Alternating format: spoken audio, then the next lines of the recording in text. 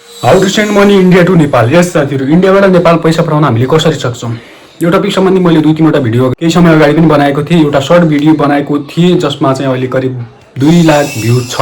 यो 1.5 वर्ष अगाडि बनाएको सर्ट भिडियो हो। सायद तपाईँ पनि त्यसै सर्ट भिडियोबाट यो भिडियोमा आउनु भएको हो। र त्यो भिडियोको एनालाइसिस हेर्दाखेरि धेरैभन्दा धेरै सर्च गरिएको टपिक थियो कि मेरो च्यानलकै सबभन्दा धेरै सर्च गरिएको टपिक भनेको how to send money India to Nepal through UPI को थ्रु हामी नेपालमा पैसा कसरी पठाउन सक्छौँ। यो टपिक सम्बन्धित तपाईँको समस्या आजको यस भिडियोमा सल्भ हुनेछ र यो भिडियोलाई मैले पर्फेक्ट रूपमा बनाउने प्रयास गरेको छु। भिडियोलाई लाइक, कमेन्ट, सब्सक्राइब गर्नुहोस् भन्दिनँ म, किनभने तपाईँले यो भिडियोलाई अन्तिमसम्म हेरेपछि तपाईँको मन आफै गर्नेछ। तपाईँको मन आफै यो भिडियोमा लाइक गर्न र मेरो च्यानललाई सब्सक्राइब गर्न आतुर हुनेछ। सो भिडियोलाई ढिला नगरिकन स्टार्ट गरौँ। सबभन्दा पहिले तपाईँलाई देखाउने गएको छु म एउटा क्लिप।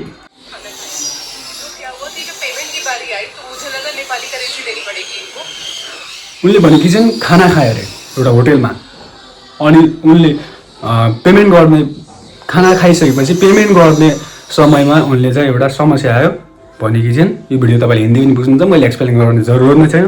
भिडियोलाई हेर्दै गरौँ त।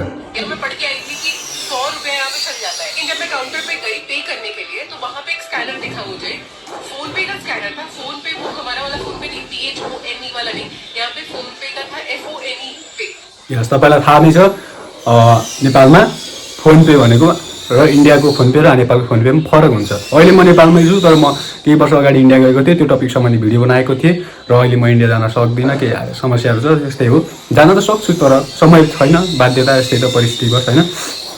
उनले देखाएकी छन्, यहाँनिर देख्न सक्नुहुन्छ, यहाँनिर देख्न सक्नुहुन्छ। यो चाहिँ आफै देख्न सक्नुहुन्छ फोन पेको लोगो छ। यो नेपालको फोन पेको क्युआर हो।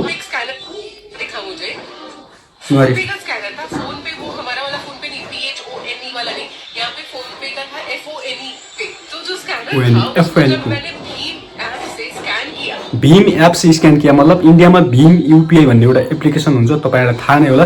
थाहा छैन भने तपाईँ प्ले स्टोर अथवा आइफोनको एप्पल स्टोरदेखि सर्च गरेर डाउनलोड गरेर त्यसमा युपिआई एकाउन्ट आफ्नो खोल्न सक्नुहुन्छ।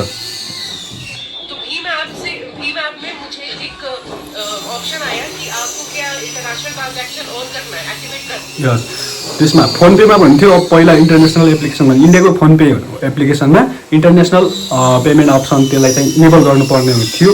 अहिले एउटा भीम युपिआई एप्लिकेसनमा पनि इन्टरनेसनल पेमेन्ट अप्सन चाहिँ देखाउँदो रहेछ। त्यहाँ गएर तपाईँले त्यसलाई इनेबल गर्न सक्नुहुन्छ। सरी, मेरो रेकर्डिङ स्पिड अफ भयो। इनेबल एक्टिभ गर्नु पर्ने रहेछ त्यसलाई। पेमेन्ट हो कि मतलब यिनले प्र्याक्टिकली रूपमा देखाउने छन्। एकछिन तपाईँ भिडियो क्लिप हेर्दै गर्न सक्नुहुन्छ। देख्न सक्नुहुन्छ त्यो भीम युपिआई एप्लिकेसनदेखि हाम्रो नेपालको फोन पे, त्यहाँ होटेलको खाना खाएको होटेलको QR scan, phone pay scan गर्दाखेरि देख्न सक्नुहुन्छ। यो भिडियोमा माथि लेखिएको छ एनपिआर 935 र बाह्र तलको आइएनआरमा 584 रुपियाँ भएको छ।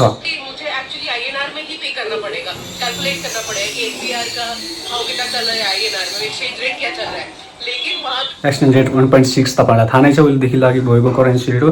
आफूले क्यालकुलेट गर्नु परेन होइन, कन्भर्ट भइसक्यो अलरेडी।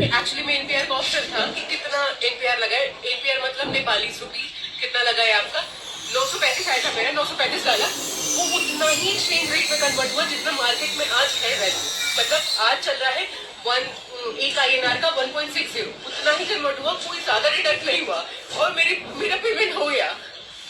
It's amazing. और मैं भी एयरपोर्ट के पास ही हूँ। सबभन्दा पहिले यो भिडियो क्लिप देखाउनुहुँदा उनलाई अहिले नेपालमा छु भनिन्। उनी हुन्, यहाँ देख्न सक्नुहुन्छ। यो यहाँ मैले सर्च गरेको छु, एउटा विटी स्पेस भन्ने एउटा मैले इन्स्टाग्राममा रिल देखेको थिएँ। त्यो रिल चाहिँ मैले तपाईँलाई देखाउन गएको छु। त्यो क्लिपमा यहाँ नै भनेको छ विटी स्पेस भन्ने। मैले गुगलमा सर्च गरेँ। Witty space refers to an Indian content creator, primarily blogger and influencer Shweta Rathore. उनको रियल नेम श्वेता राठौर र युट्युब च्यानल विटी स्पेस। यो एउटा क्रेडिट पनि हो क्लिपको लागि।